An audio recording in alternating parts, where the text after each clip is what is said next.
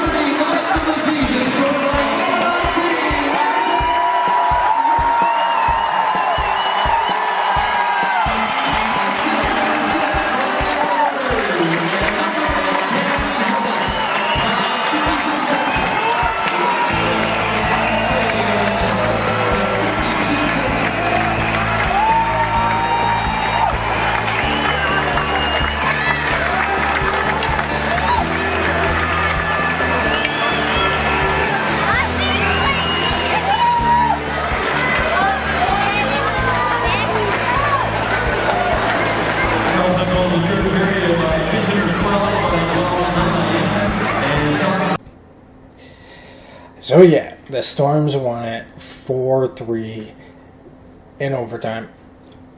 Overall, it was a nail-biter of a game because it was 3-0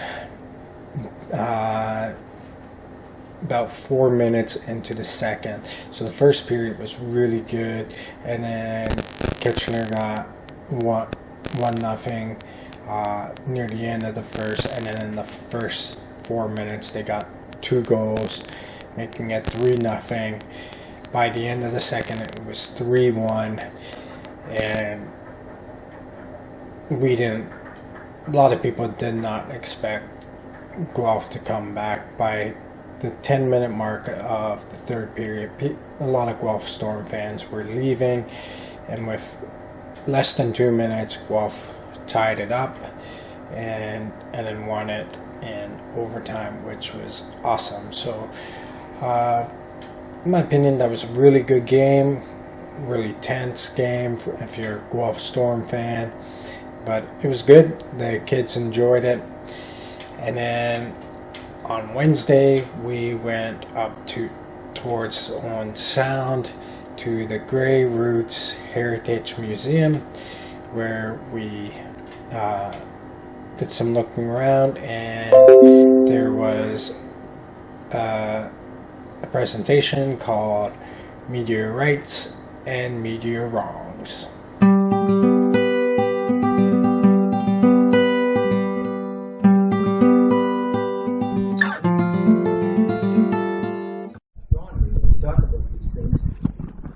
There's the word meteor or meteors, and those refer to shooting stars. So when you see a streak of light in the sky like that, this is an airplane. Blinking, blinking, blinking. You can almost take, well, if I take a dozen pictures of the sky, there are times when I can get 5 airplane trails in one picture. Different times of night, they're pretty busy. So this is a natural phenomenon, what we call a shooting star. You see a streak of light in the sky, and it's gone within a second or so. Those are what we call meteors. And they're way up in the upper atmosphere. They are sometimes in bunches, and we get meteor showers. August is a good time of the year, about the second week of August. And you can see a dozen or more bright meteors in the sky, shooting stars in the sky, just by lying out on a lawn chair and looking up in the sky for an hour or so. So these are examples. 1, 2, 3, 4, 5, 6, 7, 8, 9, 10, 11, 12, 13, 14. There's a dozen or more shooting stars in this photograph. This was a picture that was taken over about 3 hours or so. And the brighter shooting stars from the Perseid meteor showers are recorded in this picture. You can see they all kind of come from the same place in the sky right about here. And that's typical of a meteor shower. So those are the shooting stars, or the meteors. Next, I should mention that most of them are pretty tiny. These are just flakes of pepper. I took a picture of our pepper shaker. And that's about the size of those shooting stars that you saw in the previous picture. A little flash of light like that is produced by a pretty tiny object.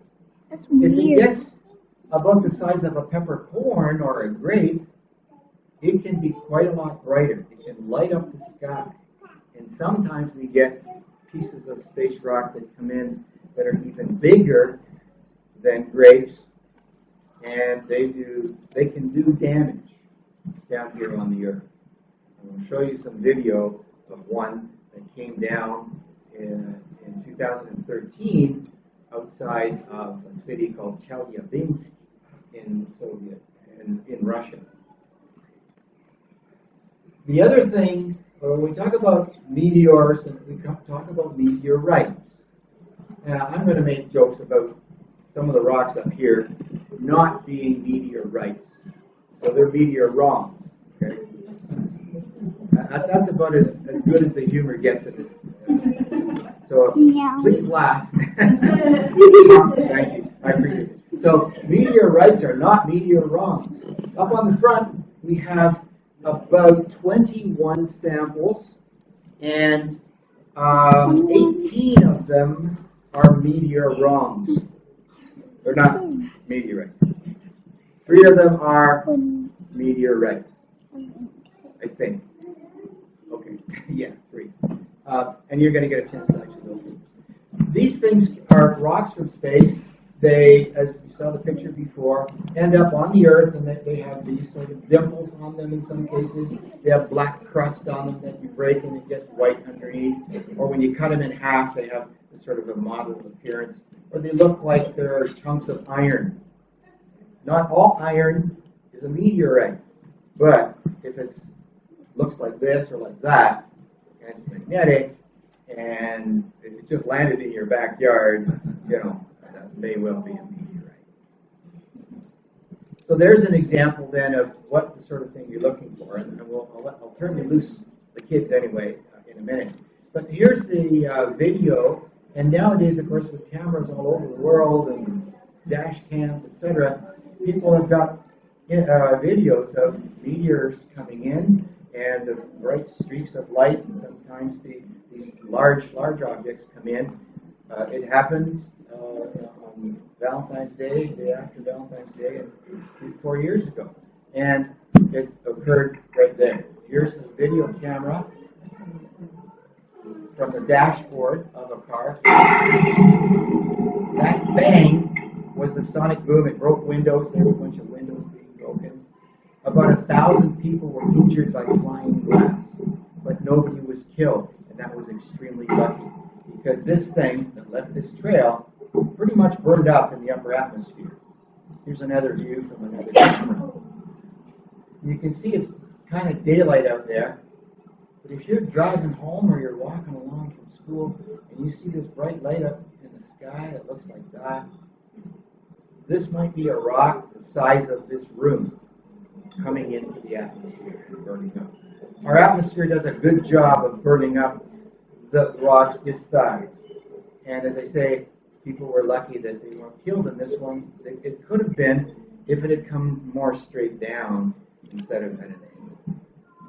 One of the neat things about this is that it actually had a piece that came down to the earth, and there were a lot of small ones too. Little black rocks were found all over the ice and the sand and the snow in the area. And you can actually buy those space rocks on the internet. They're not that expensive because there's a lot of them. If they're really rare, then they become more valuable than diamonds and gold. But a big chunk actually broke through the ice on the lake. It was frozen. This is February in Siberia. It's going to be cold. And it left an opening that people noticed. And then in the spring, they sent divers down to the bottom, and they brought up this chunk of rock right here. This is a space rock. It was what we call a stony achondrite. It's a meteorite. We think it came from the asteroid belt. And this was what was left of a piece about the size of this room. It's about 600 kilograms, about the mass of a small compact car. Okay. Now, you wouldn't want to get hit by one of these because it would certainly cause some damage. But the chances are that that can happen. It's very rare, but be prepared, okay? You don't have to go to bed tonight with your hard hats on or any protection, but because it's rare, it doesn't happen often. But if you happen to be looking out your back window and you see a bright light go by, and then you hear a boom and the window explodes in your face, that's something maybe to investigate. There are other things that are associated with that word. Meteors, those are the shooting stars. Meteorites, those are the chunks of rock that end up on the earth. And there are also meteoroids and asteroids. And these are tiny planets more so than shooting stars. This is the moon Phobos. It happens to be in orbit around Mars. And we have this asteroid called Ida, which happens to be in orbit around the sun. And this asteroid called Dactyl, which happens to be in orbit around Ida. It's kind of neat that objects will orbit other objects, which orbit other objects in our solar system. The sun is the big gravitating body in the system, and our planets rotate around that, our moons rotate around planets, but asteroids even can have little tiny moons. Now, the size of these can be quite large. If you've ever driven from Owen Sound to Sable Beach, that's about 24 kilometers. That's the size of the moon Phobos around Mars. If you've driven from Hepworth to Hanover, or from Owen Sound to Williamsford, that's about 55, 57 kilometers. That's the size of this asteroid. It's very, very unlikely that anything this big will ever hit the Earth. However, where was it? This little one here is only a kilometer or so across. And it's actually in the same range of size as the one that came in to Chelyabinsk 4 years ago. So the smaller they are, the more common they are. But be assured, the smaller they are, the better our atmosphere can protect us from those when they come in. They'll burn up in our atmosphere. Thankfully, we have our atmosphere. You know, we breathe it, which is good too, but it also keeps us safe from these objects. The other topic for tonight, or this afternoon, is comets. And there's no really good description of comets, except other than what you see there. They're giant, dirty icebergs. If you look around in the parking lots of the big grocery stores, the people who have been cleaning the parking lot for cars have been pushing up snow up in piles. And it sits there and gets dirty, and over the course of the spring it starts to melt. If you go over and have a look at that, that's really very close to what the surface of a comet looks like. It looks like this. This one had a little bit of a funny shape because it had a bit of a head on it here, and then there was a neck and then the body. And if you look at it sideways, it looks like a duck. So this comet was called the rubber duck comet. But it was not as big as any of the things I've showed you before. Comets, the nucleus part, the hard part, is actually quite small.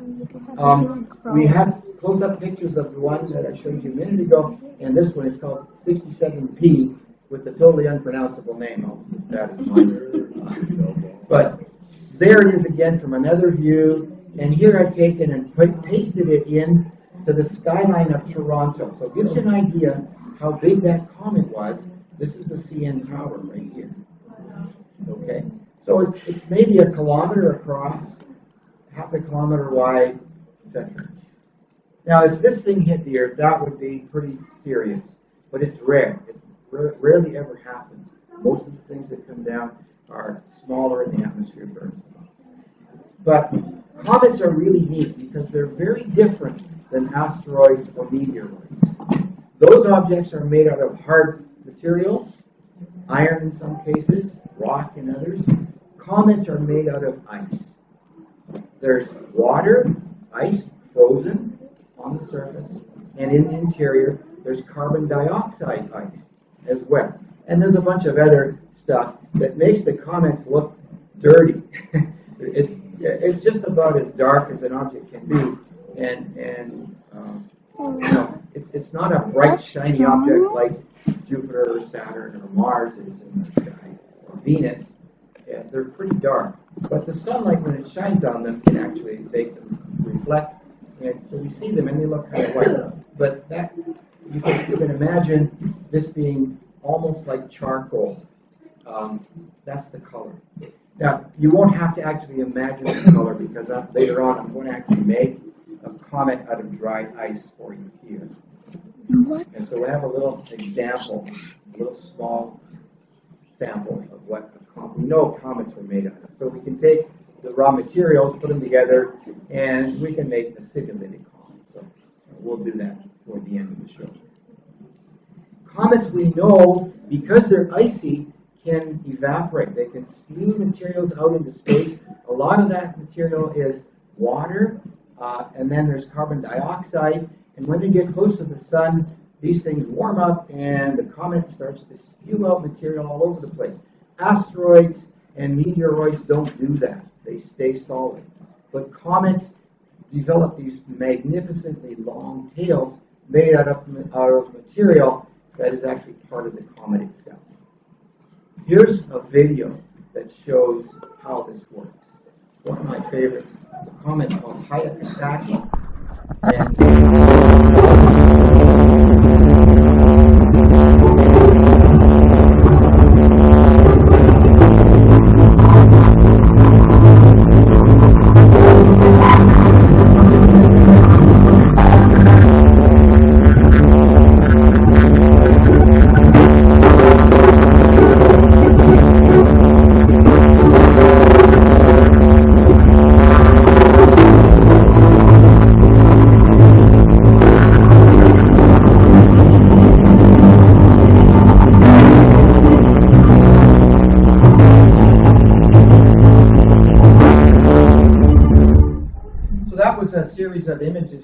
by a couple of amateur astronomers who had some telescopes and nice cameras, and they hooked it up, and they went to Arizona and watched the comet night after night, took pictures of it, and so they put together this sort of time lapse.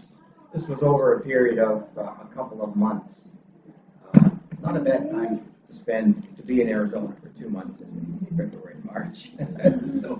so they enjoyed it thoroughly. But this is one of the few videos I have, or I know of, that shows how comet tails form, and then they just sort of get blown away from the sun. In all of the pictures of comets' tails, the tails always point away from the sun. The sun is over here, it's heating up the material in the nucleus, and that material kind of gets pushed behind by what we call solar pressure. Here's an example of what these things look like at night. You go out, this was taken in Australia, I believe, Comet West in 1976, and one of the astronomers down there photographed this. It's huge. You can see how big this is in the sky. We're talking about a comet with a tail that kind of stretches halfway up to the vertical. Beautiful comet back in 1976. These are the parts of a typical comet. This drawing shows the gas tail, the dust tail. There are usually 2 of these. These are dusty particles, a lot like that pepper that I showed you in a previous slide. These are actually glowing atoms, and that gives us this blue color. This is just reflected light from the particle. And in the very center is a structure called a coma. This can be huge, much bigger than the Earth, maybe as big as a planet. It might be 10,000 kilometers across. And in the very middle of it, right in there, a little wee tiny dot, here's an enlargement of a recent comet nucleus that was photographed, and it shows, this is part of the image, but the comet does extend to here. But these are the streamers of gas that are being blown off at the front, and these get then pushed in behind and form these nucleus. So that nucleus is a little tiny object, not much bigger than my light right there, maybe 1 kilometer across, maybe 10 kilometers across. Big ones are maybe 40 kilometers across.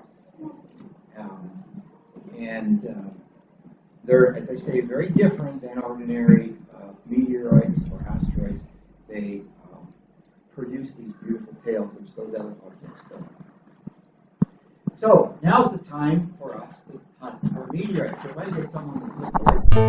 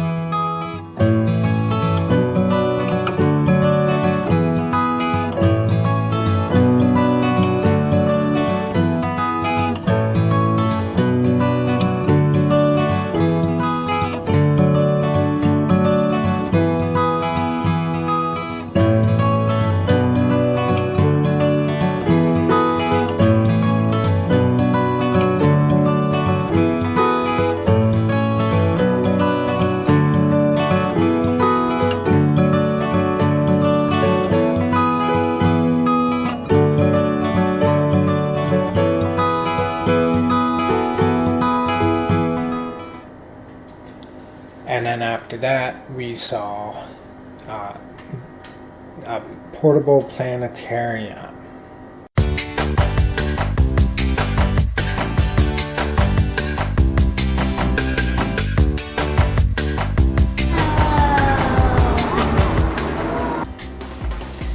And then to finish our Wednesday, we spent it at my parents', had a nice spaghetti dinner, spent a little bit of time with my parents, and then we came home. And so overall, there was a good couple days. But as you can see, I'm quite exhausted. So Thursday and Friday might not be as busy of days as it's been, because I'm getting quite exhausted. I'm actually more exhausted now than I was on my Egypt trip. So Hope you guys enjoyed this. If you did, give it a thumbs up, hit that subscribe button, and don't forget to hit the notification bell because I upload every Monday, Wednesday, and Friday. Take care. I'll see you guys next time.